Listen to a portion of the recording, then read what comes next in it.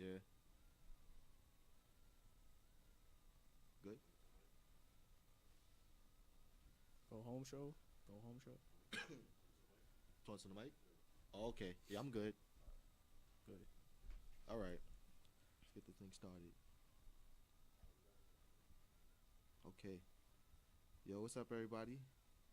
Yo, what up? Welcome to the Go Home show. The Go Home Show after the eventful week known as Mania Week. And guess what? We're not even canceled yet, so we made it to episode 2. It's a good thing. No ECW flow over here. Now, before we get into... You mean that TNA shit? TNA's still alive, man. It's surprising. TNA is the promotion. They're still floating somehow. That could. But how was everybody's Mania Week? General thoughts? Views? Liked it? Loved it? I'm still trying to recover from it. Yes. Chris was everywhere. I was everywhere. I was. One thing definitely. Kudos to everybody who did follow the quite adventurous week from Mania.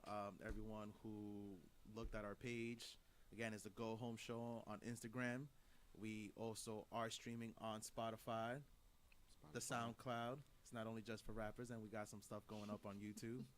And follow us also on Twitter at Go Home Show _podcast. Got all these plugs and looking professional out here. For real. All we need is the sponsors now. We'll be on iTunes next shortly. That's iTunes. That Apple. The plug is going to be everywhere. The Go Home Show is coming for you. Just be patient with us. We'll be there. We'll be there. But yeah, I loved it. Mania weekend. I don't know how you guys felt, but I felt like it was really a great weekend from top to bottom. WWE, indie, and just like fan vibe wise. Like I really felt it this year. I don't know if it's because it was New York and I was able to like be around it a little bit, but I really liked this weekend. This weekend was really good. I feel like you really got to train like months in advance for Mania week. Like I wasn't there, but I felt tired for Chris. Like after like Mania was over, I was like, yo, I'm calling it a week. Like I'm not doing nothing for the rest of the week. I don't even want to call into work. Like, how you felt about that, Chris? I'm sorry, what? How did you feel about Mania week? Like how was your body feeling after that? You know, I've been very grateful to say that at the age of 32, you know, I still have some good health. And I've been training for this for quite a long time. So this week definitely showed how much of a vet I'm really honestly am. A vet? I'm a vet OG. at this. I knew a couple people who was their first ones, and they were like, how the fuck do you guys do this shit every fucking year? Yeah. And they kind of coming in when Mania's kind of get a little bit longer. Exactly, like but it's just besides the fact of Mania itself, it's just the whole week. It's an awesome, great experience. There's a lot to do. There's a lot to see. It is a lot to take in. Mm-hmm. After you do it a couple of times, you know where to prioritize your whole week. Especially people who do the packages. You know, the packages, honestly, that's big key unless it's in your hometown, and you know you can kind of just plan on how you want to do things, especially if you've done it before. But I always say, just you got to take that one day, which is always that Monday after Mania. You need to decompress before Raw. You definitely need to decompress before Raw.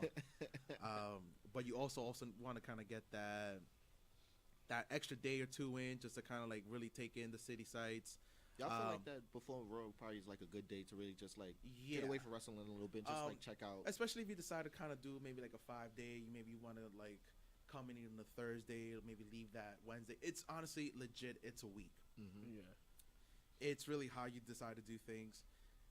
Maybe you kind of just want to like maybe sell off whatever it is that you have and just like try to enjoy whatever town you're in. But you know they get you with these heavy hitters. You know they really do. So it's a lot to take in. You know we got next year we got Tampa. Yeah, Tampa trying to some big surprises. Hopefully we'll be there next year. Next year is the goal. I know I will. I know one thing I'm definitely doing. I'm definitely holding about at least 1 or 2 beach days.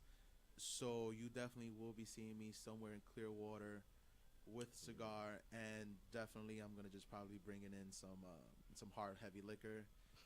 I'm gonna be lounging at that beach. That's the only way to do it, man. That's the only way to do it. You gotta live life. I like that. I like when Manias go to like cities that kind of have like a little leisure, a little like nightlife. Like we talked about last episode, with like New Orleans was like a good city. So I even think about that Tampa with the beaches, like chill out a little for I the know shows. front runner right now for 37. LA, right? It's LA. Nothing has been confirmed. But Most likely. I love me some Is that SoCal for weather. Coliseum or No. Since they're building the new stadium out there. Yeah. The new Ram Stadium? Yeah. Oh, I thought they opened it already. No, not yet. So No. They're okay. Everyone is separate right now. Some are doing the Coliseum. The Chargers are doing theirs where the Galaxy plays, which is going to be just a little bit outside. But they're basically going to be sharing the same stadium. That's apparently front runner. Rumors have it. Won't be surprised if after that, maybe Vegas. I don't know if 38. some of these people are ready for Vegas. Nah, Vegas is going to Mania. I'll be there. Vegas or Atlanta. I want to put that out I'll there. be buying my ticket before Chris if it goes to Vegas. There'll be. I'm pretty sure there will be a certain gentleman's club in Atlanta if it tends to happen that will be popping. Magic City, baby. Magic I City. feel like that's the right way to go with Mania. Like, give us the city has to have bring something to it. You don't want to talk about New Orleans last year. Oh man, that need to be 40. Oof. I feel like maybe that should be the new New York, New Orleans every 10 years. Probably. Maybe. I saw some things that no man should see. Honestly, or no child. For people, a lot of people saying for New Orleans last year, it was easier going because a lot of stuff was so close. And you could just walk to everything. Yeah. Compared to the city and stuff like that. Like, so you have some events in Brooklyn, some in Queens. Yeah, some in Queens. Some were deep in Queens. Parts of Queens we never even seen before. But no, it was all good. Great weekend. We want to kick things off with Thursday. Chris checked out Axxess, and then me and Malcolm was at WaleMania. Shout out to those guys. It was a really fun event. But I want to get into Axxess first. Chris, was like your thoughts, vibes? How did you like it compared to other years? What can I honestly say about Axxess? Travel-wise, this was unnecessary. It was literally in the middle of nowhere. Yeah, because it was by the pier, by the water. Yeah, it was in Pier 12 in Red Hook. And anyone who, especially from New York, you know how deep Red Hook is. It's legit taking like 19 trains and a bus to get there. It's like going to Jersey, right? Nah, it honestly is. It's dope. It's very it's more like a neighborhood event, honestly. But for a lot of people who are not from there, who've never probably been the first time in New York, you're probably like, where are they sending me to? All I remember was literally taking. I thought I was kind of running a little late, so I ended up taking an Uber from there. It wasn't really that expensive, but it's deep when your Uber literally takes you local. And there's no way to get there. There's really no way to get there by like a freeway or nothing like that. It's like, nah, homie, we going there local. And this is the best route at this time. But it was literally out of, it was literally out there. I know that this was actually a problem for everyone who was organizing it, logistically wise. This was probably one of the toughest manias that they had. Yeah. To organize, because there was, it would have made more sense if they had it at the Javits Center. But there was a couple of things going on. I know they had their a tattoo convention that was there that weekend. They had something else. I know they even had a mommy convention somewhere up on at the Hyatt. So a lot of stuff that could have been in the city was definitely tough. I know people who ended up getting packages. Some people were staying in Manhattan. Some people were actually staying in Brooklyn. You're telling me Vince couldn't outbid all those spots? But they booked an event, especially for the Jacob Javits. Yeah, you can't bully away. You can't WCW this one. You ain't doing that to mommy. But looking like Sin Cara over there. Nah, but it was definitely tough. Like, I know that first session was from 6 to 10, so it would have been cool if that ferry was working. Oh, I forgot the ferry one's over. Yeah, but unless you're going to like Bay Ridge, that ride wasn't filling for you if you're trying to get into the city. Like, the last one was around like 9 o'clock. So you were pretty much messed up. I think because I shopped outside of Barclays before NXT TakeOver. The night of? Yeah. So, and I saw they had like shuttle buses saying, so they wasn't like bringing any people back. It was just like a one-way? Yeah. Ooh. Damn, no. It was actually round trip. It was actually round trip. Oh, okay. I saw some people take buses, but I wasn't sure if it was where it was coming from. Yeah, it was coming from Barclays. Oh, that would have been actually pretty dope. I saw some coach buses, and I thought that maybe people who had packages, maybe they had some sort of way to get in there, but I didn't know that they had that going from Barclays. So that was actually pretty cool. If I would have known, I would have hopped on that because I know that MTA bus, especially in Red Hook, is running every 20-30 minutes. Yeah. So you don't want to be in Red Hook every 20-30 minutes. Nah, but no. This isn't like 1980s Red Hook when the shit was dangerous. We're living in modern times where it's mostly a lot of hipsters. That's where Taz is from. Shout out to Taz. Yeah, Taz. That's from Mr. Red Hook boy. Taz. How was I always want to ask you, how was the merch store, like the superstore? How was that looking like? Oh boy, the one thing that pops out for me. So they actually had the skull. Kind of like a voodoo skull with the whole, they had the WrestleMania 35 logo plastered all over it. They ain't gonna play me. I saw exactly what they did. I saw the exact same shit in NOLA last year, which made sense. This made absolutely no sense. They just took all the old skulls from inventory from last year. They was like painted over. I was like, you can't sell skulls in New York. Like, that's not a New York kind of thing. Vinnie Mac still needs to support that XFL league.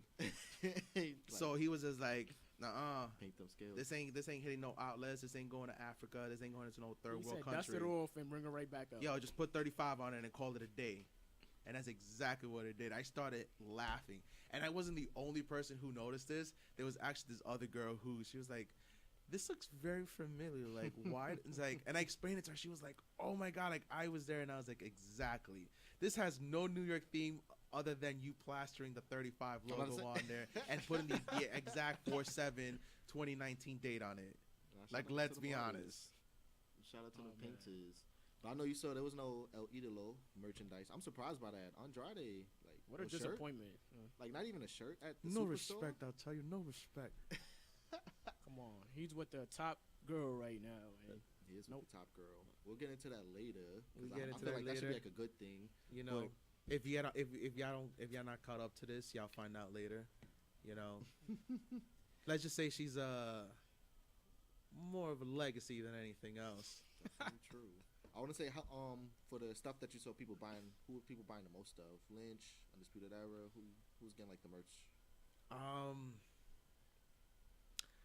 Honestly, it was actually mixed of all over the place. Because it's also the first day, so you don't really get to really see who's buying what. A lot of people normally go in there for like a lot of stuff that you probably won't see anywhere else. So like like maybe little accessory items. So they actually even have like really cool action figures that they won't sell anywhere else. So it's kind of not to say that it's exclusive, but it's usually tough to find in a specific place. I remember they actually had the Kurt Angle action figure from where he replaced Roman when Roman went down with the shield get up. What was it? What he went down for? Like measles? Meningitis. Is that what it was? Yeah. So they literally had the smug face. So I'm actually gonna be posting that up very soon on the gram. I thought it was hilarious. It actually had the same look. Look out for it. The same look, and I thought it was hilarious. Same one with Braun Strowman destroying the car. I don't know how they whipped that up that fast, but they got it done. No, that's lit. The setup itself for Axxess, pros and cons on it. It was way too small. It was actually one place, but it was actually divided into two, and a lot of people didn't know that. But it was actually kind of cool at the same time because instead of having each individual wrestler kind of have their own table, they kind of just bunched them up together. So if you hit up one line, you were going to see about 4 or 5 different guys. Okay, just go down the line. What was the best spots in there? In terms of what? Just in terms of where to go for the tables to see the wrestlers. It was the tables were just to kind of see some of these guys. It was long. It was these long lines. It was because it was also short, so it was very congested. The only thing I was actually able to do was to meet up EC3 and DDP. So it was actually also cool because I got to chat it up with EC3 a little bit. Told him how I met up at NOLA last year. And I was like, yeah, I bumped into you last year. You were wearing this Austin shirt. And he was just like, yeah, was that after TakeOver? And he was like, yeah. And he was like, yeah, I was already celebrating. I was kind of already, I was already out of it. Shout out to EC3. So, so shout out to him. posted up the photo. He definitely put up a nice like on that. So major kudos. Okay. That's good. You know, DDP was also pretty fucking cool to do. No, I feel like he has a good energy. DDP. I feel DDP was there. Another one who always gonna have like an awesome vibe, awesome energy is gonna be my man Teddy Long. Woo! Holla, holla, holla. Nah, Teddy was dope. He always gonna have that same energy, no matter where he's at. He was interacting with everybody. Axxess overall, venue wise, it was shite. But everything was cool. Like they really did a lot to try to bring the community in. Like they had like local food trucks in there. Oh, that's dope. Normally a lot of places they kind of serve like that shitty pizza from like, you know, like you go to a convention, they just have they like come their with food. a shitty catering and Exactly. stuff like that. Now this, like everyone came in, like you had like the empanada truck there. You had Korean barbecue. You had that grilled cheese. Like they actually brought in a lot of local stuff, especially in Red Hook. If you wanted to get that that lobster roll, like they got you.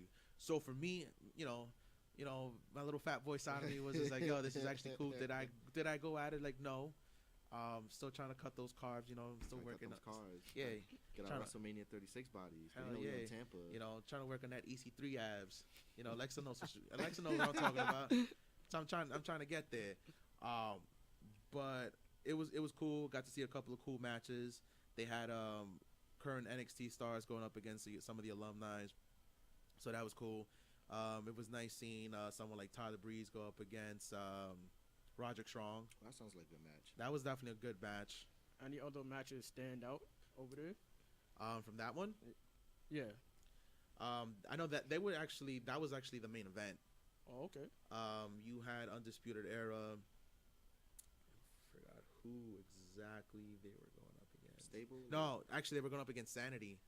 Oh. So there was a sighting there, so they weren't completely like written off by creative. Yeah. They gave them a little, you know, a little shine. A little shine. You know, I ain't forget about you. Alexa Bliss was there. You know, that fans were able to do a Q&A. Some fanboys were apparently pissed because, you know, she came in like, you know, regular girl. You know, she just came in with a t-shirt, some jeans, and that's how she is. Oh, they was expecting Alexa Bliss. They were expecting like a blissful moment. That's what they were expecting. You're not getting that, unless you it's know. Sunday. But she came in here, you know, just like, and that's how she is. She's a very laid back chick. She's made it known that she's not that. Not the character. You know, she's not that character. She's not gonna be walking around like one of the Bellas. You know, maybe Shots fired. Shots fired. We're not gonna, you know, maybe we'll walk into that later. But other than that, like that was really kind of like my quick little takeover Axxess.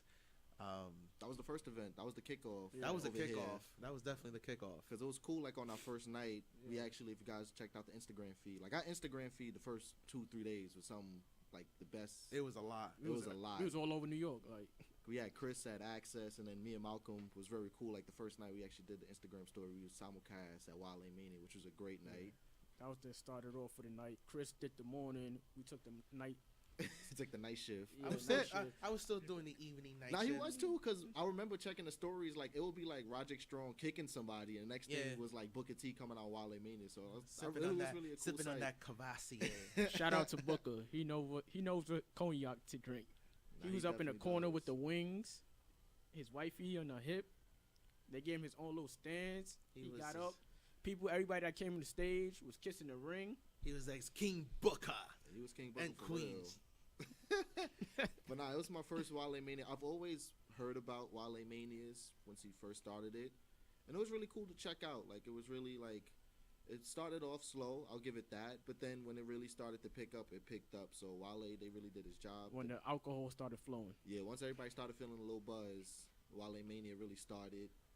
Wale wasn't even supposed to come out yet, and he came out like early. He just couldn't wait. Like he came out. He was like, "Fuck it, it's a show. I would have done the same shit." Yeah, like you get tired of like backstage. Everybody like, come on, let's get this thing started. Like we gonna get this shit popping. Shout out to some of the rappers that was there, that big time fans of wrestling. Smoke Dizza. Oh yeah, he was there. Westside Gun. You know, also saw Little C's. I saw him. He was a picture. He was on the ring on the stage. He was there. After we left, we stood there for a while, but the Young Bucks came through. Chris and Neef. Oh, word? Okay. Yeah. I don't know the Bucks were there. Yeah, the real OG Young Bucks. Shout out to Leo Rush. Oh yeah, Leo, he was there. Leo was shining. Like if he was at WaleMania, Leo was shining. Oh, I heard Leo was walking around with the ladies. Yeah, he was walking around. He actually spoke to me and Terrence on our way out. Yeah, we caught Leo Rush at the end. Like funny enough, he was looking for the exit while we was going to the exit. So. We was about to take a flick, and he was just like, "Oh, I know where the exit is at." Nah, real cool dude. It was really like fun. Like you could tell like this wrestling, him being like on TV or on tour hasn't really gone to his head. So shout out to Leo Rush. It was just so fun to see so many wrestlers just laid back and just getting drunk. You know, they was not in character. Everybody was just having a good time. Corey Graves had like a little pipe bomb moment. I don't know if we were able to say it. I think we should keep it to WaleMania because I don't know if it might catch on. But it was a pipe bomb moment that Corey Graves said. Malcolm, no. Started with a little theme song. Word? Yeah, word. They just got a little fabulous. Can you take a guess, Chris? I mean, could have, a certain person be money? Yeah, we say that. But it was dope the way he said it though. Like you could tell Corey was drinking. How he said it. Let him know, Terrence. Nah, let him know. He was just like, you wanted like the rumors, they are definitely true, and I am FABOU like LOUAS. Everybody was like, oh, you could tell Corey Graves was lit. That set the tone for the event for the night. Yeah, once he dropped the pipe bomb, like the whole night changed after that. Like everybody was lit. Crime Time came through, MVP came through. But shout out to the MVP of the night, Samoa Joe. Oh yeah, Samoa Joe came through. He really got the crowd hype. They was treating him like Hove in the building. He came through the stage. I saw Homeboy was flashing up the rock. Yeah, Samoa Joe, like, I don't know what they were serving back there, that Wale juice, but people was lit. It was crazy because I saw Joe literally earlier that night at Axxess. He was like that too, or nah? Nah, he was like, yo, I'm just trying to get the fuck out of here. He was just trying to wait till WaleMania later. That's it. But shout out to MVP. Speaking of juice, he was at Axxess like, I'm just here so I don't get fined. MVP did his interview, and he went through like his whole life story. Like he just didn't want to get on stage. He was just happy to be there. Like also, Tyler Bate was there. Tyler Bate, he stood for a good while. He was nice. Tyler Bate. Gotta say the drippiest in the crowd. He was high fashion for real. He was high fashion. He's like bringing a little bit of English strong style. Shout out to Carly Caruso was there. Yeah, she was there. Oh, yeah, she was there. She did Tupac changes off the dome. Off the dome. And she's a local girl too. Yeah, you could tell she was lit. Like Malcolm said, like she was dressed for not a wrestling event. She was definitely going out later on that night. I think her, Leo, and all of them was going to the same spot. Everybody was like a little dressed up, as they should. And Tonga from BC was there, so it was good to see. It was for me personally, it was nice to see like a New Japan wrestler, kind of like not really a WWE event, but mostly WWE wrestlers, seeing like the brotherhood. It was like, oh, okay. It was funny because when they had the cameras, he did like stay to the side. So I guess Vince was like, all right, nobody from the other side pictured with our guys. But it was cool to see him there and interacting with everybody. Nah, he's definitely one dude I definitely want to meet. Tongaloa.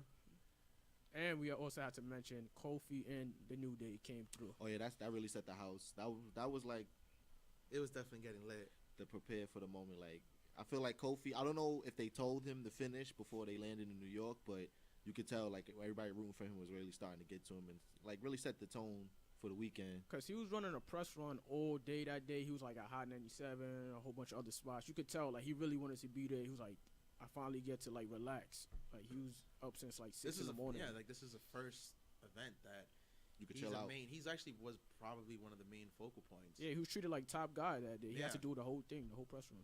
Shout out to Kofi, man. Shout out to Kofi. We're gonna get into that a little bit later, but shout out to Kofi. Malcolm, what was your final review of WaleMania? Liked it, loved first time, definitely if they have it again in Tampa for WaleMania 6, I definitely will be there. Shout out to Wale. He's a big wrestling fan. It's not no fake gimmick or nothing. He's really into this. He appreciated everybody coming out. We appreciated him. I appreciated seeing all of our favorite wrestlers, having a good time. It was some of the fans were there. It was cool. It was the only funny thing. It was some people that was there for like the concert of Wale, and some people there for like wrestling. Shout out Franchina. So some people was like confused, like that black people would be at a wrestling event, and we was like, what? Yeah, we're here. Like we here. Like we know what's going on. We know the interview. We know who people that are getting interviewed. Wrestling is like music. It brings people together. Yeah, it does bring people together. People had like some drippy fits in there too. They had like kind of like the Bret Hart jacket you have, like some like Stone Cold. So it was dope in there. I saw my girl Brittany out there looking kind of fine. Yeah, shout out to Westside Gun with that chain. Rocking a nice blue dress. Now, I want to say for WaleMania, I loved it. Like, it's my first time seeing Wale in person. And like Malcolm said, the environment, the vibe was really good. The only thing I had a problem with, I was trying to be like the upright citizen. I didn't bring any paraphernalia on me. I was like, I'm gonna go in. That was a big thing. I was like, I'm gonna be not like. But what happened? There was other people. But like, I forgot. I think it was like an interview. You know, started smelling like a Snoop Dogg. You know how many times Terrence was asked, does he have papers? Yeah, some girls were around like you had papers, but it was funny because I was on the stage. Just like, I try to be a law-abiding citizen. God damn it! I was like, because last time I went to Barclays, they took my lighter, so I thought like all venues was on like there's no lighter tips. I was like, you know what? God, you know how many times I've been to a concert at Barclays and that shit literally smelled like straight weefer. Some dudes had Henny bottles on there. I was getting very jealous. Like, I would say if you're going to a WaleMania, try to bring like a flask because it does get crowded in there, so you can't really go to the bar. So I would say if you're going to WaleMania next year, bring a flask of some liquor. Make sure that it's not aluminum. Yeah. All right. Be smart with it. Be smart with it. Make sure it gets your security because some of you fucknuts are literally just gonna go in there with like an aluminum flask or something that's gonna literally go off the metal detectors. They said the go home show so I could get in here with this. No, exactly. We did not say that. You get the tips. You get the tips here from your boy Chris on how to literally get through security. All right. Just make sure you bring yourself a nice little drink in your flask. Just play it cool, man. Just play it cool. Don't act like it's not your first time.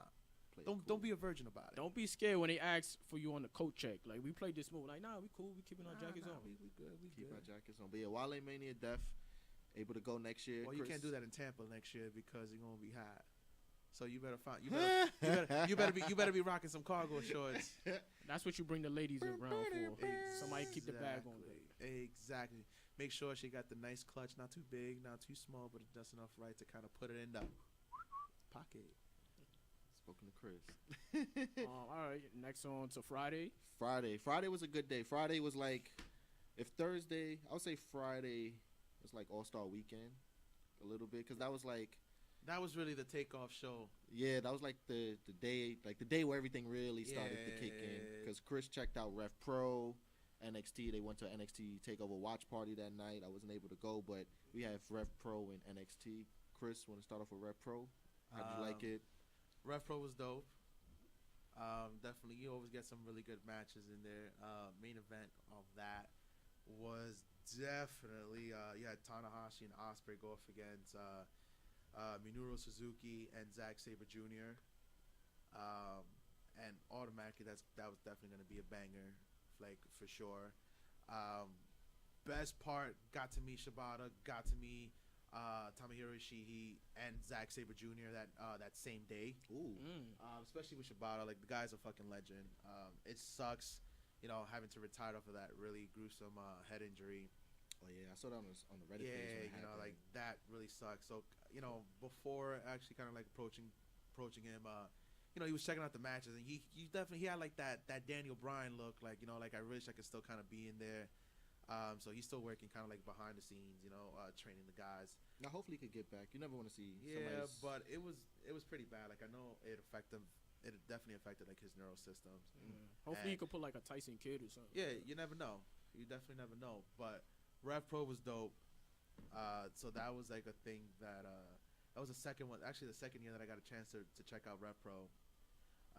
Then afterwards headed out to Jack Dempsey's for NXT Takeover because it was honestly it was impossible for you to get tickets. And to sit up and pay $250 for shitty ass seats at Barclays all the way up to $200 in the back. That's not. It's not even worth it. I can literally. I'd rather spend that at a bar, which again, shout out to them. Shout out to Yet Movement, who hosts these really cool parties. Viewing parties anytime there's a really big WWE event. A lot of people came out and it was raining that day. Like it was like really gloomy and all that. Yeah. You didn't know what the day was gonna be like. Whether it was gonna be a full rainstorm or it was gonna be a light drizzle. But it was definitely a packed house. Crowd was hot in there. Everybody was chanting. Crazy. Audio was on blast. The wings was popping. The drinks were flowing.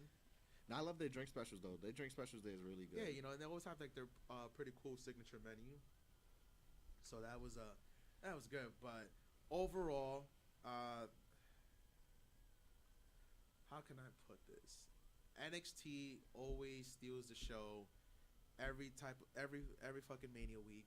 But they had competition this year, and we'll get into a little later. But the G1 Supercard literally matched it. It matched it. Okay, that's it matched it. But overall, in terms of quality, Takeover still takes the cake. It's still number one. And I want to put the news flash out there. Just today, I'm actually gonna post that on the gram later. But we actually did have a 5-star match, and it wasn't a New Japan match. 5.5. Oh yeah, 5.5. It wasn't the 6. It wasn't the Tokyo. It wasn't completely 6. Maybe if it did, it might have been a 6 or a 7. Obi-Wan Kenobi, also known as Dave Meltzer. We almost got a 5-star Mania match. Almost, but no cigars. No cigars. I think the lowest one they rated was the women's match. I believe it almost got 4 stars. Okay. I think it could have deserved the full 4, but the main event, Gargano and Adam Cole. Some people are calling the best WWE match in history. I don't know about all that. I don't know about history, but it was really it was good. definitely a good match. It got 5.5 stars. For me personally, and this match did not disappoint. Pete Dunne. Yes. And yes. My man. Walter. My man Chris. He lived up to the hype. That You match. was right, Chris. Like, if you really want to talk about what a banger was. That was a banger. My chest was hurting, and I wasn't even in that match. Remember last episode, Chris said he could take 3 chops. And I looked at him after the first Walter chop, and I was like, you sure about 3? After that first one. Yeah. If you were Brian, you sure? My chest wouldn't come out that messed up. Nah, that match was super fire. But that match, I was going crazy. That match was like, you really want to talk about British strong style. That was it. It wasn't the first time that a German really beat the shit out of a British guy before. It's been proven in history. Come on, Chris. We're trying to make it to episode 3. We're trying to make it to episode 3. No, episode but 3 here. that match was definitely something for me. I thought that was a 5-star just coming off.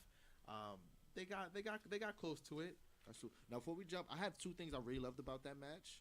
That was actually, I don't know, have you checked out a Walter match before? No, actually, my first time. This was my first time too. Walter. I was like very impressed. I love like his moveset. I like how like he can do everything, and then like his size adds to the moves. Like every move he does has a purpose because he's a big boy. Yeah, and he's bringing in with that thump. It was like one boot, and I was watching with my friend.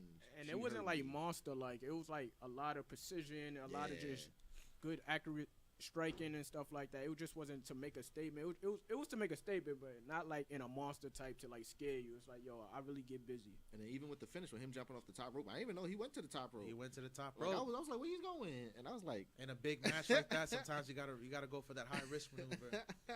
And then the other thing I really love about the match, going into it, I thought they were going to go to like the basic, like David versus Goliath. No, and they didn't have none of that. No, and I really like that aspect of this match. Especially a lot of people who have watched either both competitors' matches, they know exactly what's going to go on. I think some people, for the regulars who don't normally go and watch anything besides WWE, they're going to be like, oh, what is this? I've seen Pete Dunne before in his NXT things, and Walter, who is this guy? He seems Russian. He seems like he's part of the Cold War. Was he part of the Cuban Missile Crisis? Like, I don't know. I thought I saw him on Eastern Promises. Walter, he could be like a good Bond villain. Yes, like Walter could be like a very good Bond villain. I like his theme song too. Everyone was singing along. Like, at the watch party? Yeah. Oh, that's dope. Like, this was like, no, but even at TakeOver, like, everyone was just chanting along, and it was like, wow. Is that the same? He carried that theme song from the Indies too? They was able to bring that over, or that's something kind of new? That was definitely something different. That's how you know he was hot. It's a new theme song, and people was just like singing along already. Yeah. That's lit. Now, I was very impressed with Walter. First match, and that was probably one of my anticipated matches for the whole weekend, so that really lived up to the hype and then more. I think that was my favorite match of the night. For TakeOver? It was not the best match, but it was my favorite match. For me, that was one of my favorite matches of the night. And again, everyone who's seen Pete Dunne and seeing Walter, you know exactly what kind of match you were getting themselves into. It wasn't like an underdog. It wasn't. This was even though like this was probably one of the first matches Pete Dunne has ever walked into. You know, with the the NXT UK title, really being the underdog. But 600. I liked it though. 600 days, and you got to go through like a big motherfucker to carry modern that shit. era, That was a like good story. 685 days. I kind of saw it happen.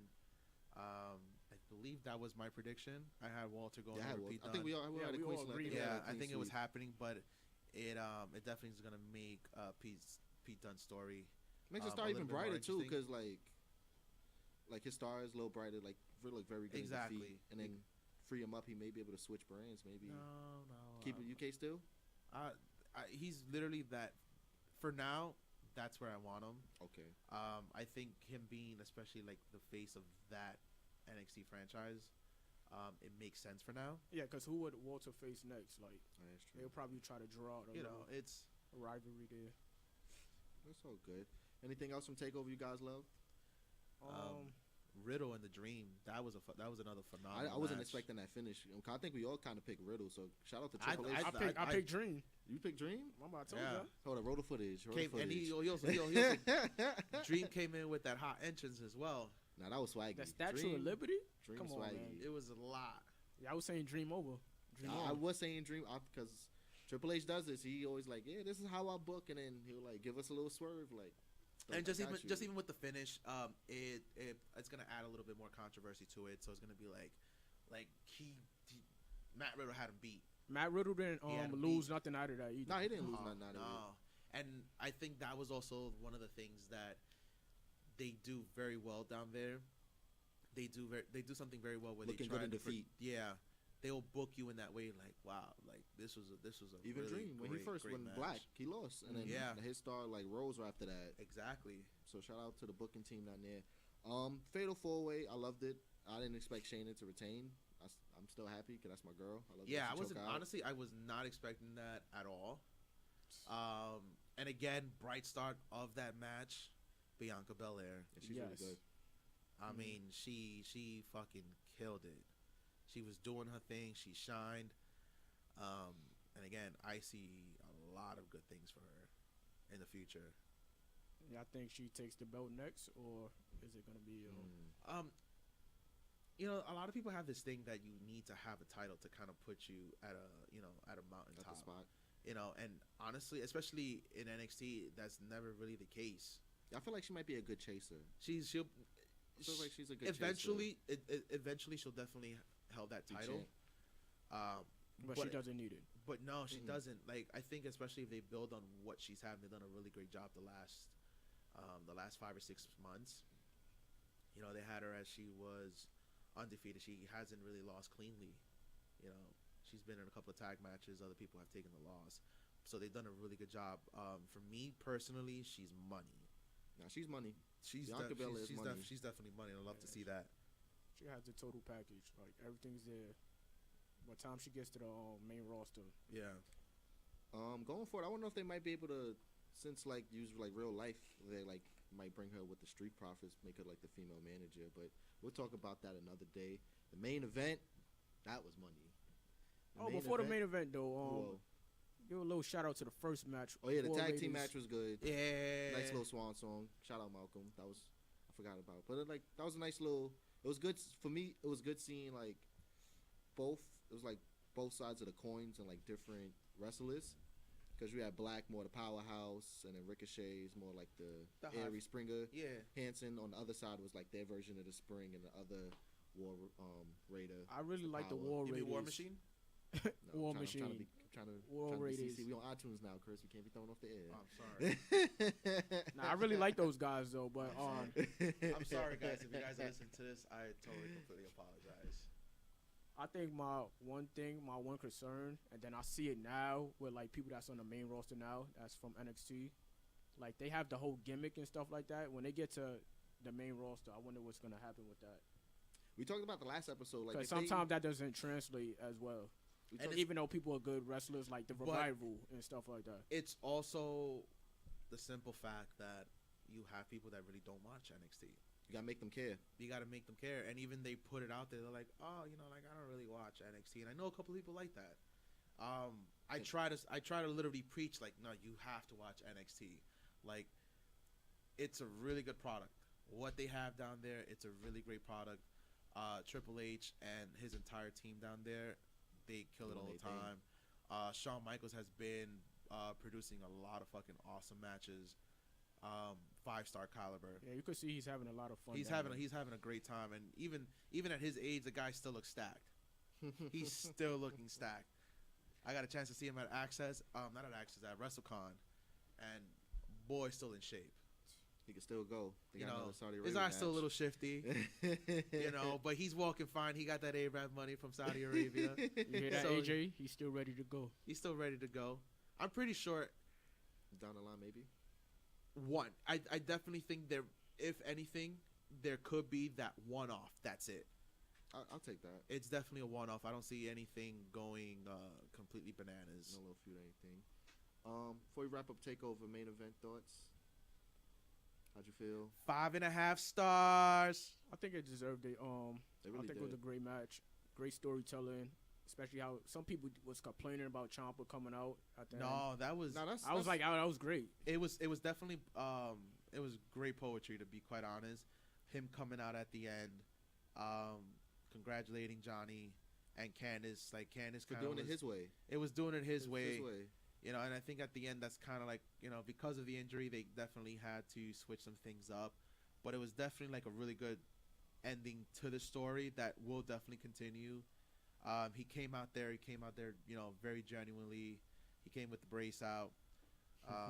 And Candice was just like, yeah, like, it's over. Come on. It's over. Like, I'm like embracing family. my boy. We're family. He was like, I was your best man at your wedding. I was there. They see we the went to IG Disney pics together. I was there. One thing I liked about the finish, like we were just talking about, he did it his way. I kind of saw how he won the North American Championship from Ricochet, like using the Ciampa way. So him winning the big goal by wrestling, Johnny wrestling, it was really good. Yeah, it was kind of like I got to step into Big Brother. Big Brother was actually saying the right things. It's like sometimes you can't be nice. You gotta win. Whatever you ever have to do, go and do what you need to do by any means necessary. And I kind of like because I think I had Cole winning. I thought they was gonna prolong, but I feel like Gargano, this was his moment. And I kind of like what maybe they're shaping up with Gargano being the champion, now having to worry about Undisputed Era in the numbers game to hold on to that championship. Well, like spoilers alert. I peep. There's some stuff that's been going on with Undisputed. We'll talk about that. But I like that little facet, like the champion, underdog, outnumbered with the numbers game, Undisputed. I kind of like that. Exactly. It was also a great finish. You had everyone come. I thought it was over. Maybe like 2 pinfalls before it happened. I thought it was done. Johnny was not about to let that happen. He was like, "I'm not letting my shoulders go down to the count of 3." That was Super Saiyan 2 Johnny right there. It definitely was. But Friday was lit. That set the tone. And then Saturday, we have Chris at House of Glory, and then we had Hall of Fame, and then Chris was at G1 Supercard, and I was at WrestleCon. WrestleCon. That was the everywhere day. My day started off at about 8 a.m. that morning. Jesus. 8 a.m. I didn't make it back home until maybe about 2 a.m. It was a very long day. Only to be up for a fucking monstrous day. The next day. The Holy Grail Super Bowl of wrestling. Of professional wrestling, WrestleMania. The granddaddy of them all? The granddaddy of them all. How was, just a quick tidbit, how was like House of Glory? I always wanted to check out a show. House of Glory was dope.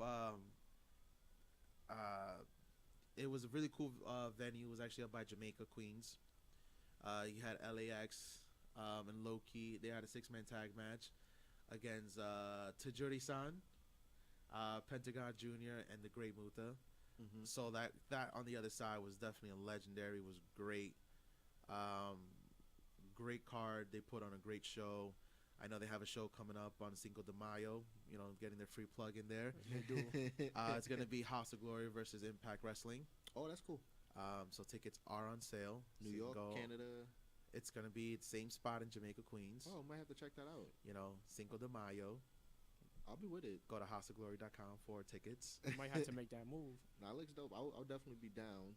Hall of Fame. We're not gonna get into it. We talked about it. We're just gonna talk about one incident, the Hall of Fame. Well, no, that's Saturday itself.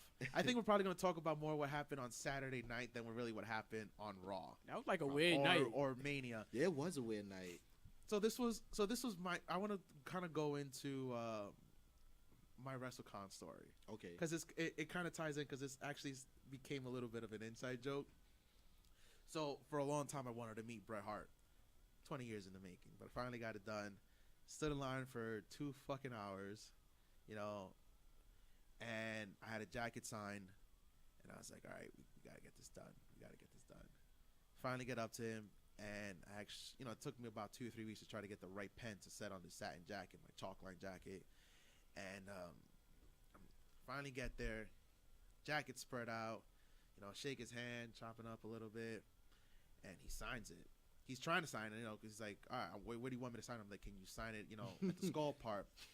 So he's just like, you know, it's better if you sign it, in the black. It looks pretty cool. And I was just like, look, I tried it. Okay, it's not gonna work out. As I got the lightest pink possible is not gonna come out. So I was like, you know, just sign it there. And he's like attempting to sign the black, and I'm like, Brett, if you fuck this up.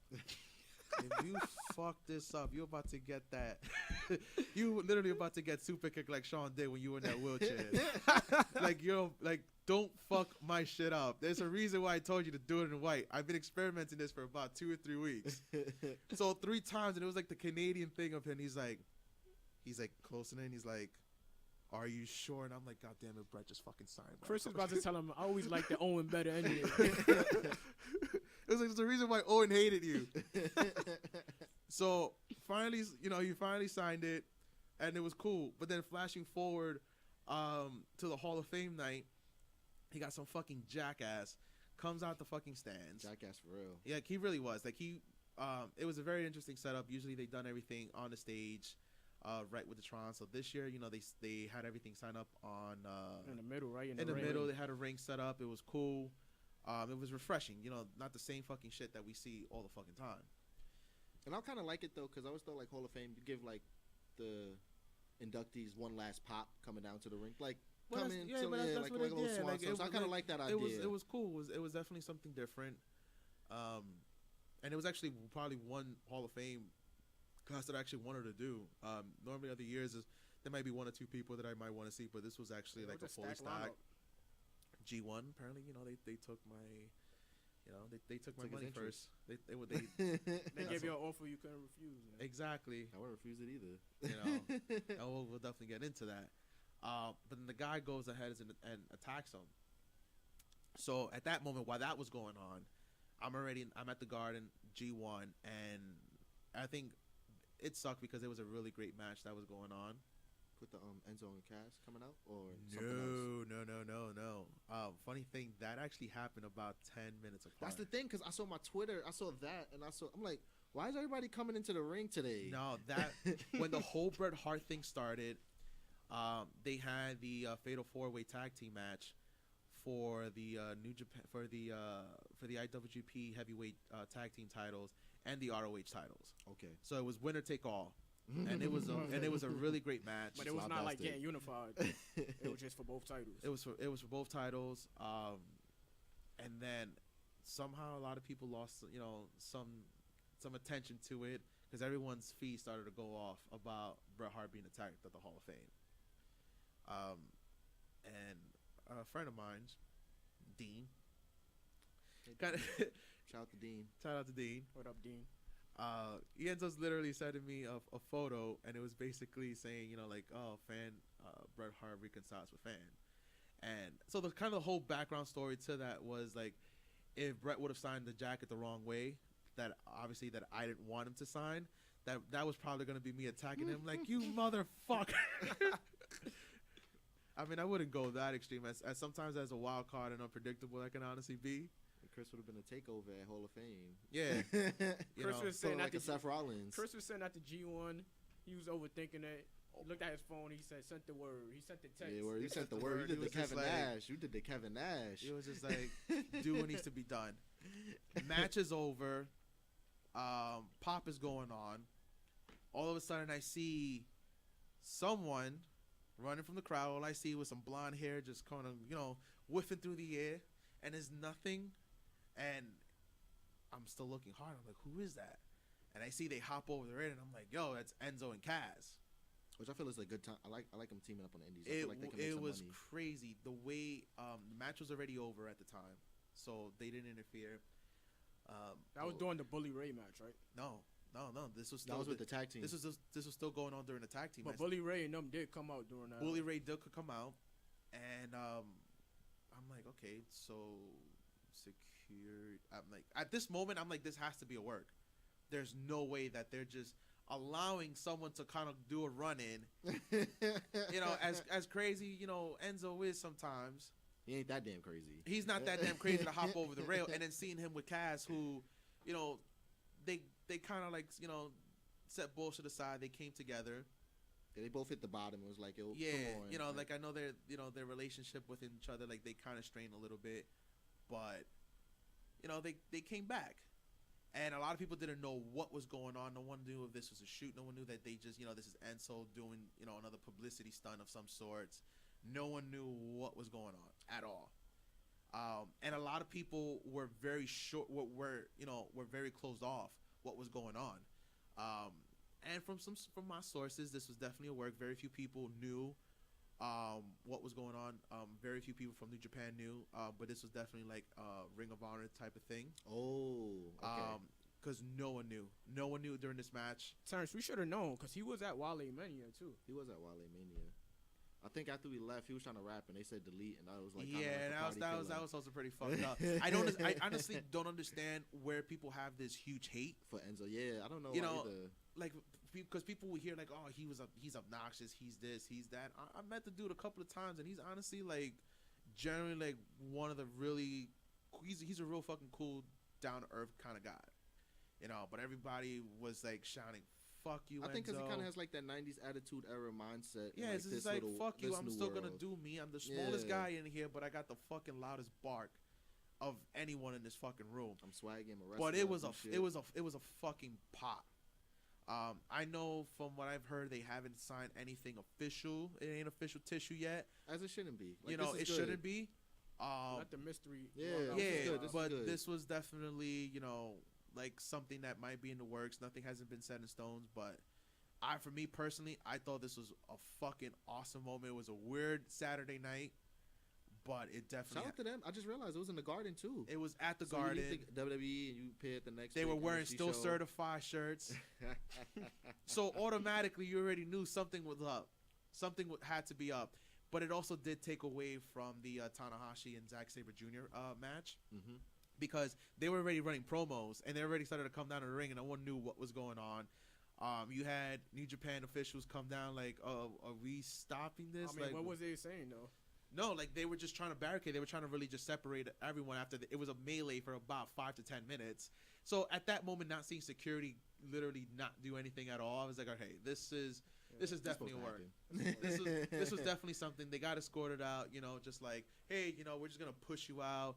Nothing like, Enzo getting kicked out of like Survivor Series where he basically got handcuffed. No, nothing too rough. But they was just like, no, sir, you have to leave, sir. You gotta go. You don't work here. You don't work here. But you just got the nicest escorting out of the Garden. Nothing like some James Dolan shit, but he is allowed to come back. How would you rate G1? I want to see like how was the environment in Madison Square Garden for the show? It was great. They came out with bangers. Matches were fucking awesome. Definitely had a couple of key highlight moments. Originally, it was supposed to be Bully Ray against Juice Robinson in a New York Street fight. They showed earlier in the night. Juice got attacked, and Bully Ray comes out. He's like, all right, who's going to be the next one to step up? And there's been a long rivalry between him and Flip Gordon. And Flip, I didn't think would actually even be available because I know, this is where we all got swerved. We all got swerved because I remember about 2 weeks before they said that he was actually going to end up missing the G1 because he actually re-injured the same knee. Ooh. So he retore. So that was the news that was going around. He's not going to be around. I'm like, fuck. Like Flip. And this was originally, so, this was actually cool for him to come back. And there was a little bit of a Tommy Dreamer incident. Not an incident, but it was a moment where he basically started getting hit by candlesticks by everybody in that ring, and he was just asking for more. Flip? Yeah. Oh, flip. You know. Flip. Flip, Gordon. You know, so that was actually, like, that was a pretty dope moment. Is it true that I seen some reviews on G1 that New Japan held up their end and Ring of Honor was not that good? I didn't really see it that way. How you seen it? I saw it. I saw it literally Like as one 50-50? show. But I think especially with New Japan, because there was a lot of more buzz From their side. From their side, I think that's what made it. I mean, you had Kota Ibushi go up against Tetsuya Naito, and that was a fucking great match. That was like almost a 5-star match. Kota came up on top. He won the Intercontinental title. Dakota. But it was honestly, it was dope. It was a fucking awesome fight. How you felt about the main event, Okada, Jay White? I was like, to be honest, I was actually a little bit surprised because there were more pro Okada than Jay White. And you try to, since he's on USA soil, that'd be flipped. No, but I think I looked at it from the Mark starting point where everyone's like, oh, Bullet Club, I got to represent. And honestly, that wasn't even a thing. And a lot of it was because we were what I talked about this the last show, not having the elite there. Exodus of the exactly. So there wasn't as many BC things that hype beasts as you would have normally seen if they were there. Guns is gone. Exactly. But like I said, Bullet Club is fine, even though Jay White did lose a title, and Okada became the 69th IWGP Heavyweight Okada Champion. is back. My man's back on top of the mountain. Which that spot should have been held to Kenny. No, it should have been held to Taguchi-san, but no, that's a whole different story. That's an inside joke for some people who might get it. I would say before we jump into Sunday, I know now that they ran Madison Square Garden, you was able to see it. How did you feel like New Japan Ring of Honor held the fan interest in a big venue for like a long show? They held interest. Okay. It was, and it was actually long. It was a good 4-hour night, to be honest. From beginning to end, it held my interest. Okay. Now, because every match for me definitely did it. The Ring of Honor Championship match was also great. The triple threat match between Matt Taven. Yeah, I'm about to say, how you Jay feel about Lethal. Matt grabbing the title? If you weren't pro Matt Taven, you're a Melvin. That's all I gotta say. Okay. Shout out to Matt. He gave us a little shout out. He gave us a shout out. So it's not because we're trying to give him high praise, but he's actually Yeah, there's no pay all over here. there's no pay, but the Kingdom came up on top. He came up on top. A lot of boos. And again, it's better to have some reaction, a lot of reaction than no reaction. So a lot of people were, we're mostly Jay Lethal, him being a local kid. He had his time. Yeah, he had his time. Longest tenured guy at Ring of Honor, especially holding that title. But that was also a great match. Jeff Cobb, Will Ospreay, another banger. Ospreay came up a little short. Oh, poor Ospreay. He came up a little short. Sorry, Ospreay. Maybe next year. But it was honestly great. This sets precedent. It was really a good. It was a good back show. to back I takeover and I definitely see G1. them coming back to the Garden sometime soon. I believe this was their. With a lot of, they've done a couple of global wars here in New York, but this was actually, I felt for me personally, it was Ring of Honor hosting because they always hold these supercars, but I think it was a lot of more New Japan than anything. And They haven't been on the East Coast like a. It snapped them hard in the East Coast. Right? Yeah, this was honestly like their first we're in the East Coast, we're at the Garden, it's Mania week, we're not even fuck WWE at this moment. This is our show. We're doing it. We're making noises. We're not doing it for anyone else. We're doing it for us. Especially the Garden too. I know Vince, he hated that. But you know what? They did what they needed to do, and that's why they stood. Yeah, Because even it looks so much better too from Ring of Honor's perspective when they having like the champions taking those photos, like the billboards of the Garden. Like it looks so much like cleaner, and like you see, like, oh, this is really a big time promotion if they have the Garden. Exactly. So shout out to Ring of Honor getting that Garden date. We want to jump into those pictures is probably the reason a couple of people got fired by Vinnie Mac. You know, he probably I don't know if y'all heard about it. The Bret Hart thing, the guy that ran the segment. Mm-hmm.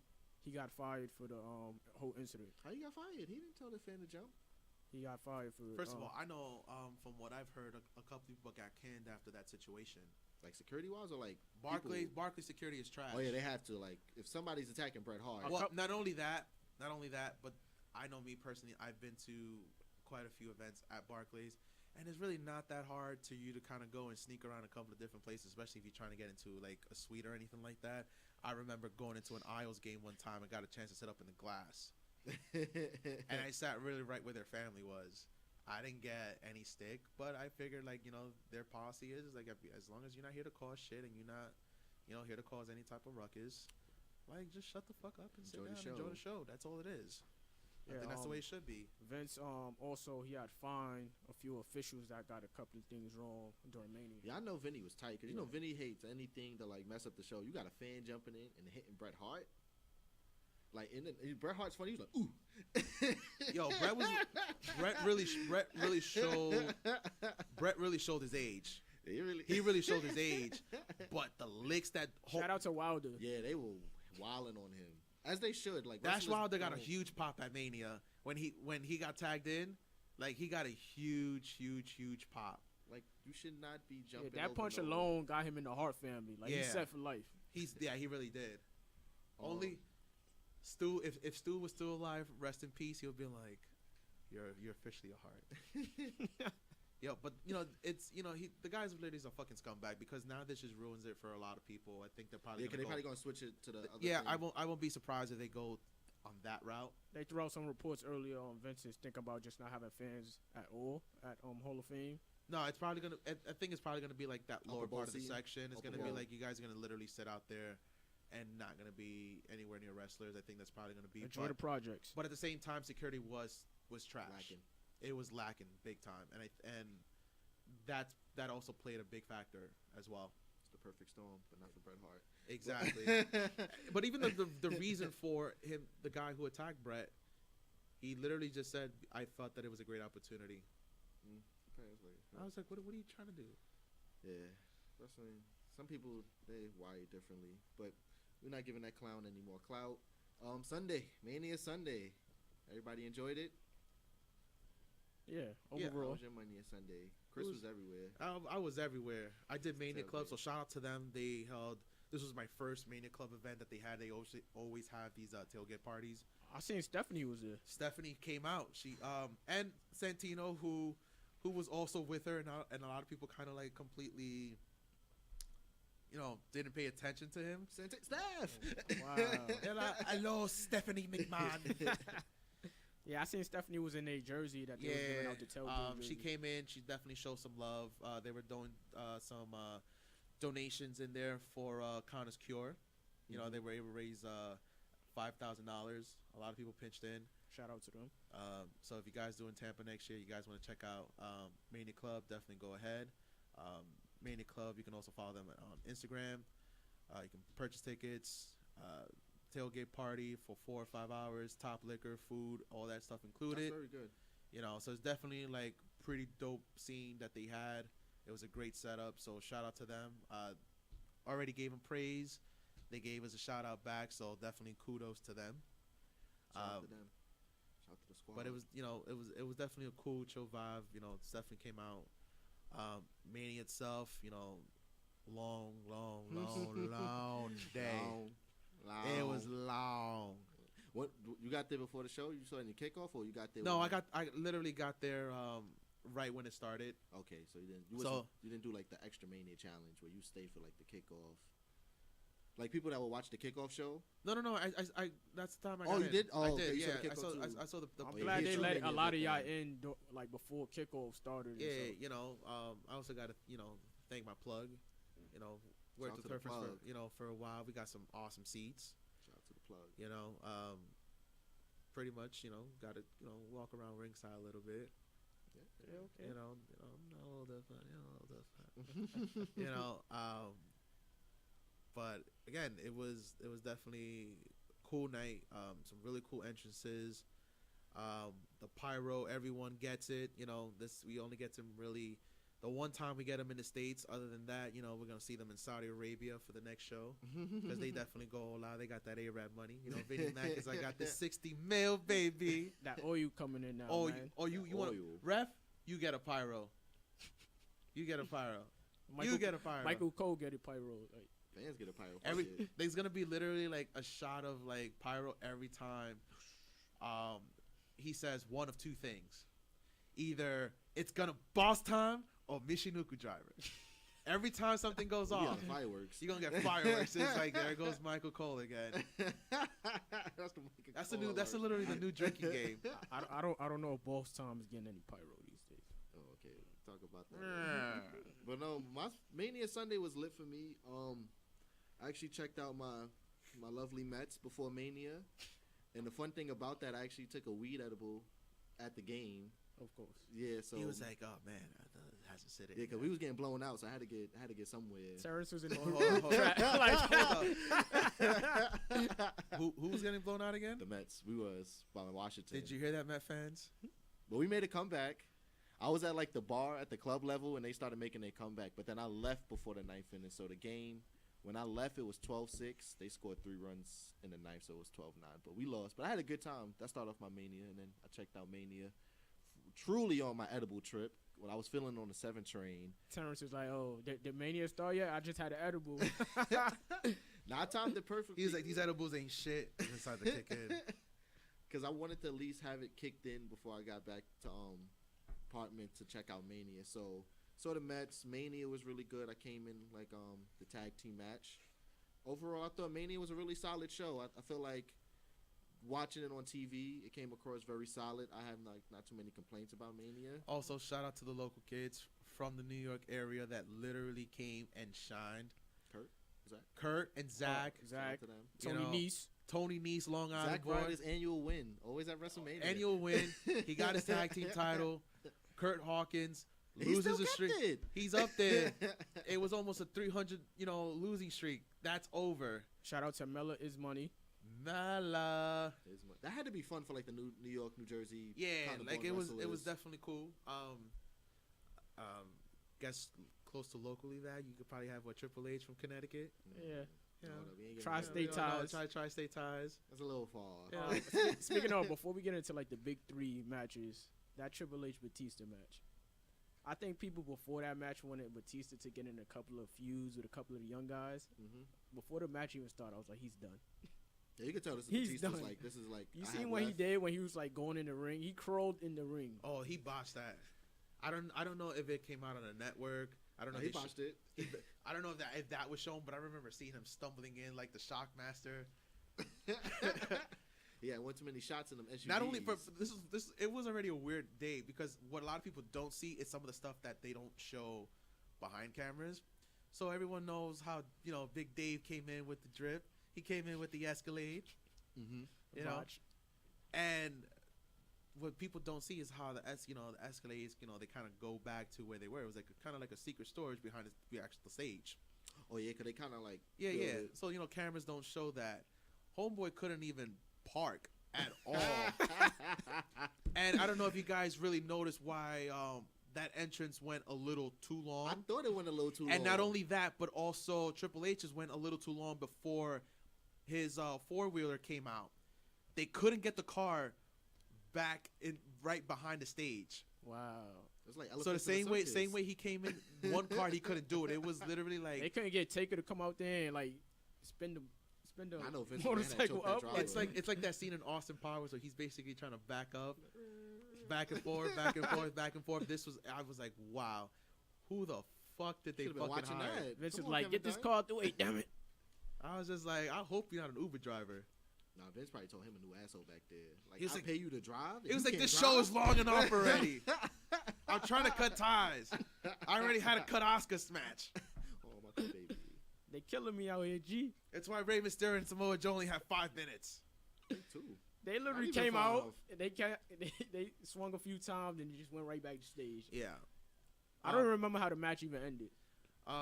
Triple H went over. It was actually a pretty cool, decent match. Nothing crazy. For what it was, I appreciate it. It reminded me of the Goldberg Lesnar match a few years get back. it done, get it quick. Yeah, You know? give a little pop, do a couple of No, that's at least they got a pop. That Lesnar Goldberg match at WrestleMania 20 was.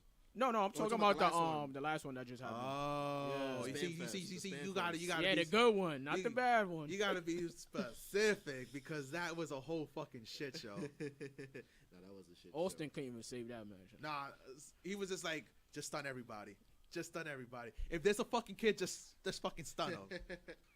Anything you like? You had anything booking wise you didn't like, or like I said, everything like happened on the show. I'll just say one thing. We thought the AJ Randy match was going like do a little thing. They ain't do nothing really. I thought it was a good match. A lot of people were also complaining about the lights.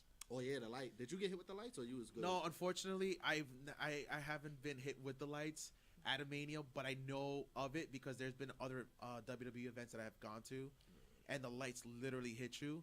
So people don't understand it because a lot of people are chanting like turn those lights off or we can't see.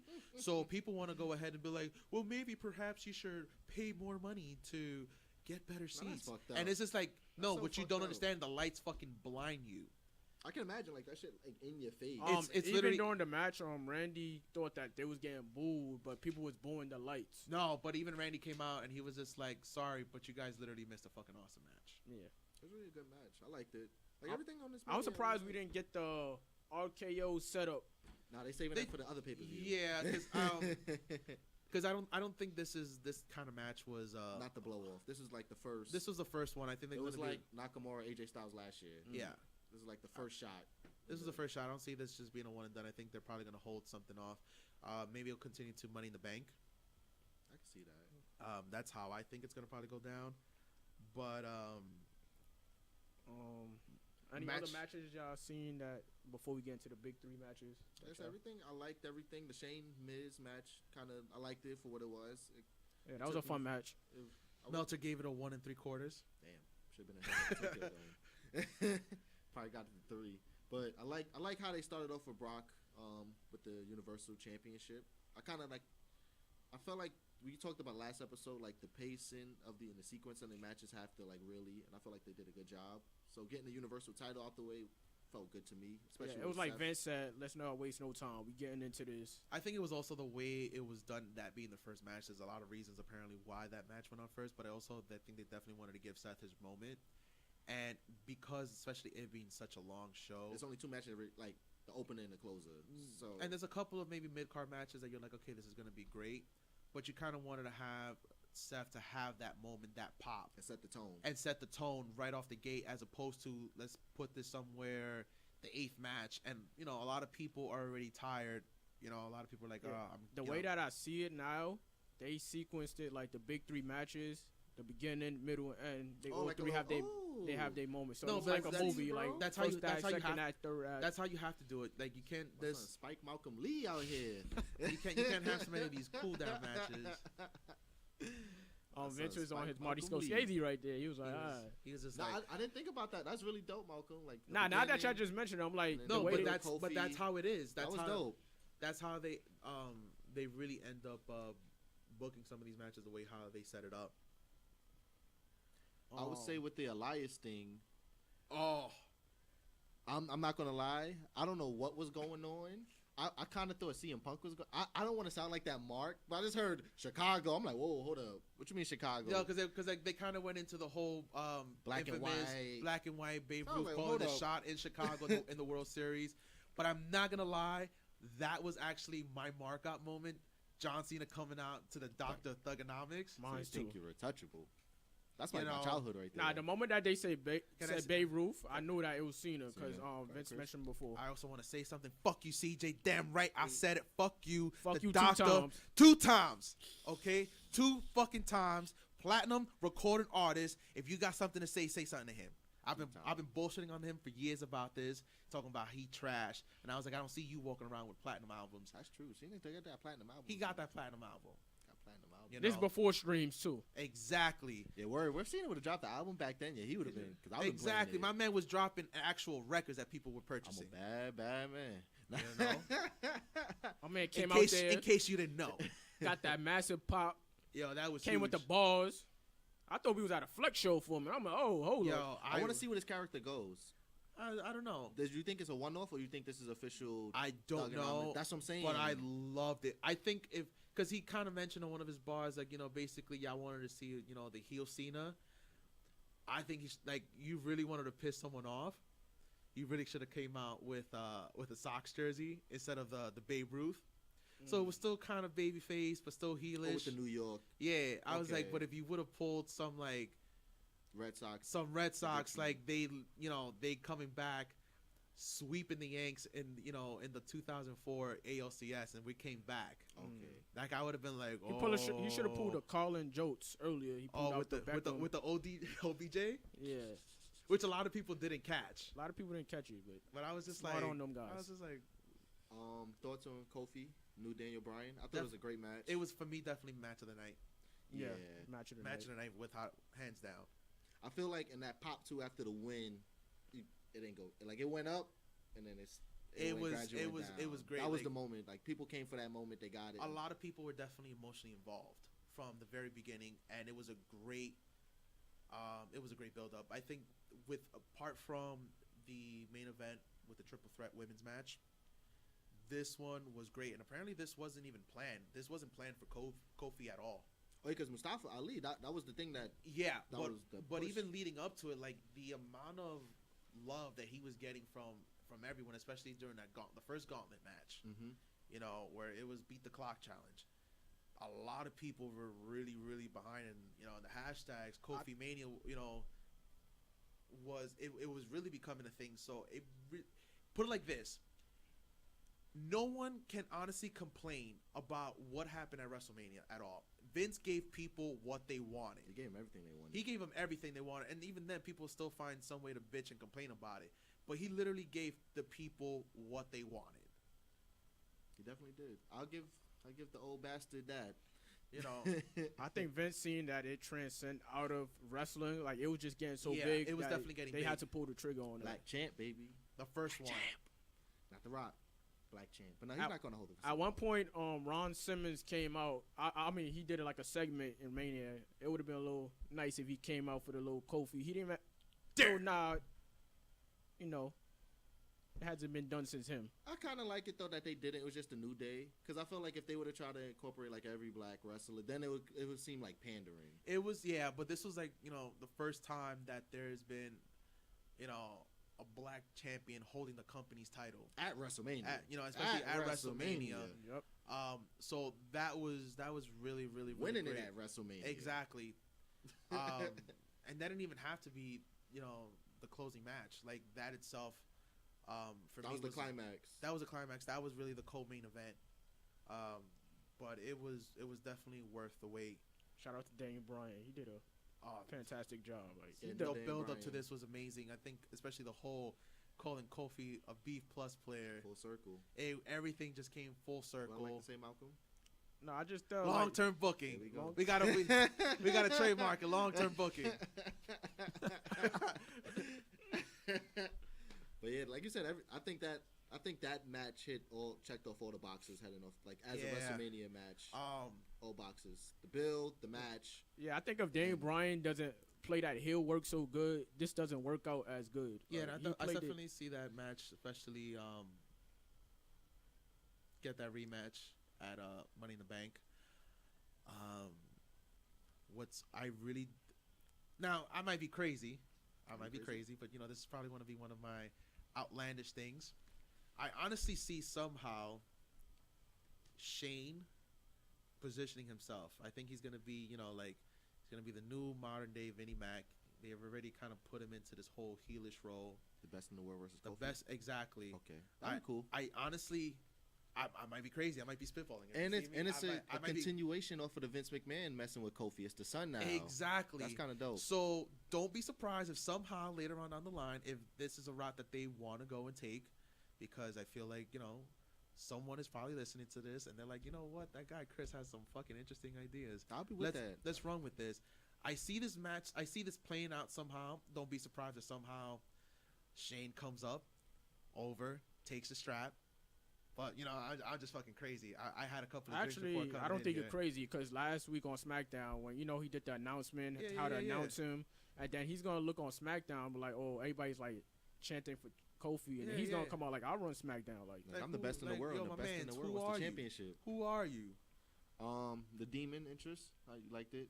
It was cool. Yeah, it was dope. Yeah. I feel like there was better ones in NXT than the Mania one, and I'm shocked. I like the ones that he's done prior to coming to the WWE. The one he's done at NXT has been awesome. The stuff that he's done with like with like the Joker and like the Venom, those are fire. There's been a couple of stuff that I've seen him do at Wrestle Kingdom that I'm like, yo, this would be dope. But they don't want to go because he's done a couple of other different exactly.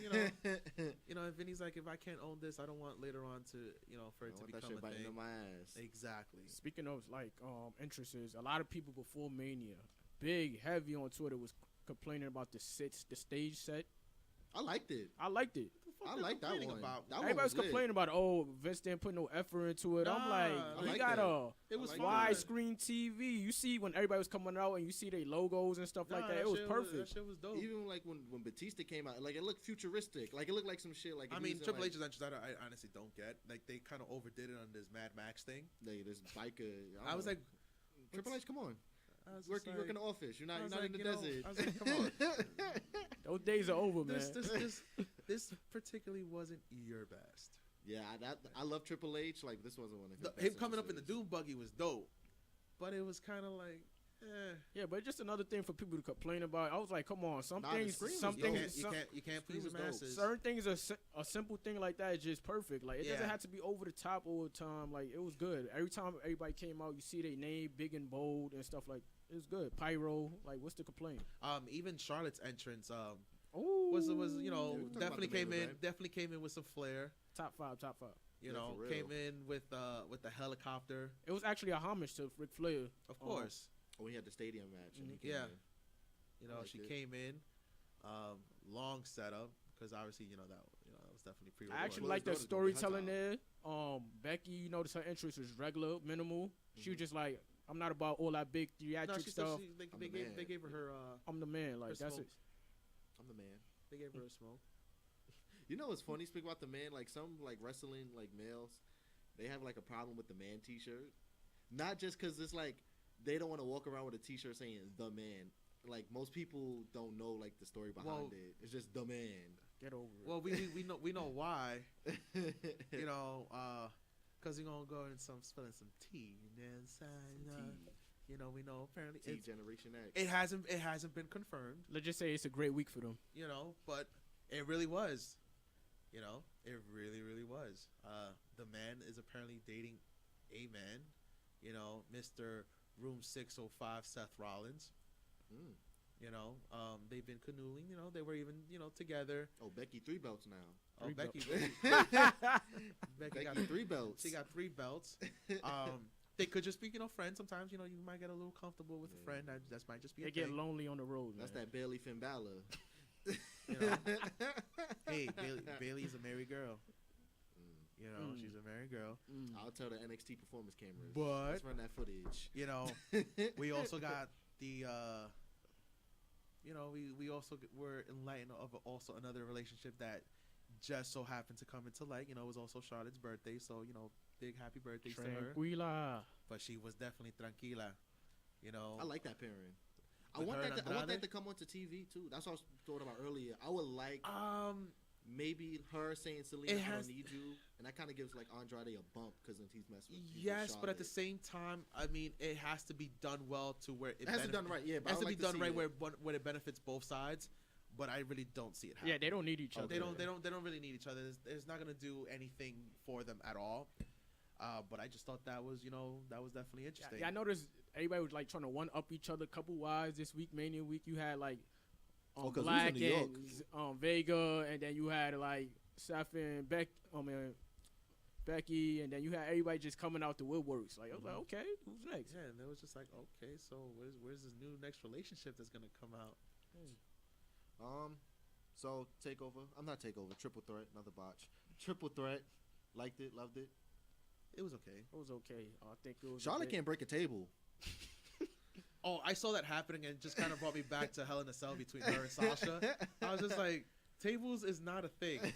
Like, Charlotte, just stay away from the table. You know, they was like going too hard. Like Becky was having a lot of trouble like getting the table in the ring. Like she was taking a while. I was like, maybe it's like the butterflies, because you could talk about wanting the main event, but now that you're in the main event, like all eyes is on you. I felt like there was no pacing in the match. Like I think that before they came out, they was like telling them like, cause you know they got a curfew at MetLife, so they was like, boy, that shit ended at 12:30. Yeah, there wasn't no fucking damn curfew. Nah, there's a curfew though. Still, like there's a curfew. Nah. Got to end it like before 1. Like there's a curfew, no matter what. I think that's true, because like that's like with Summer Jam. Like, yeah, with Summer Jam every year, it doesn't matter. Yo. They will cut you off. Like so, I felt like the pacing messed up the match a bit. Like it was a lot of Ronda got hurt. Yeah, I know she got she injured her hand. Little hand. But they got what I believe was about a good 25 minutes. It was a good match. I'm glad. It didn't. I don't think it needed to go anything crazy. I feel like the right person won. Yeah, it didn't know need to go crazy, but the way they started the match was just so. I kind of maybe feel like because the crowd wasn't, because they were like it's like The Walking Dead, the Sitting Dead. Out there now. So as the main event, you expecting the crowd to like give you stuff. And but a lot of people were just dead tired. Like, let's go. And you could see that Charlotte, there was a reason she was adding this match. She just added something there. Like floor general wise, like because if it was Becky and Ronda, they just would have been going at it. Mm-hmm. Like she was like setting it up. Like it was definitely a decent dynamic. Yeah, personally, that was lit. Take Mania. Jesus Christ, I love Taker so much. I keep saying it. Mania, loved it. Are you trying to go 1-on-1 with the Undertaker? No, I like a tag team match player. But quick little Raw SmackDown. Me and Chris talked about it earlier. It was like alright shows. Like we thought like more was like happening, but as Chris said, like it's good they may be saving stuff for the shake up next week. I don't know how you guys feel, and then we could. I thought Raw was good, but people. They should have never let off probably with Kofi and Seth Rollins is going to. I was actually surprised that was happening, but I was like, how is this? I didn't see someone. I'd be surprised if like legit the titles were both on the line. It was going to be winner take all. That's WWE. They get like one phrase and they run with it. Yeah, for like winner take all. Like exactly. They're going to run with it. It was like the gauntlet. It's like someone saying clout. That was like the most overused. That was like gauntlet match. Like, yeah. Somebody was like, we have a gauntlet match when we called it. That did pretty good. Let's keep running them. Let's just keep going. Like, let's just roll with the footage. Let's just go. Let's go. It's about to be winner take all that Money in the Bank for something. Who knows? SmackDown was cool. It wasn't like too much going on. Before we get out of here, any predictions for the shakeup? Who you see going where? I see Braun. Or maybe someone like Brock, probably I think Brock is going over to SmackDown. One of those two heavy hitters is definitely going over to SmackDown. I think Braun is going there. I don't know if y'all seen the segment with him and Samoa Joe. That looked real good. Yeah. I think Braun and Samoa Joe. I think it's time to go to the. They have definitely good chemistry together. We've seen what they've done before. Finn Balor stays on Raw or goes to SmackDown. I don't know. I think Becky not Becky. Bailey is going to SmackDown. Yeah, I think they're going to split up Sasha and Bailey. Well, there's been a lot of very controversy. We'll probably touch that on the next time. We'll see how it flows. I know the Usos definitely going to Raw. Oh, yeah. That's one of them. But, yeah. Will they go with the tag titles? We'll see what happens. No, they lost to Oh, they might get it back beforehand? I sort of don't want them to go to What do you mean? Raw. Didn't they retain? Nah, they lost. They lost to the Hardy Boys. Yeah, that's how you know Chris was at Mania. Yeah. No, to be honest, I'm not even going to lie. I think that match itself, I think that was probably one of not to be disrespectful. Starting to feel it. I was kind of tired. I remember I stepped out to try to get some food. They didn't face them at Mania. They faced them. That's right. That's right. But I felt like that match should have been at Mania. No, that match I remember, and I totally literally forgot. Well, don't worry. No one hear about it. We'll edit that out. We'll edit that out. This is episode 2. We had a great time. Next week's episode will be about the Superstar Shakeup.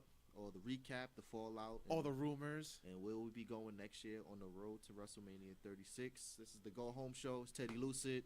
This is Money Malcolm. This is Chris. And holla at you guys. Catch you next week. We out, guys. 128. So look, 2 minutes. Go grab a beer.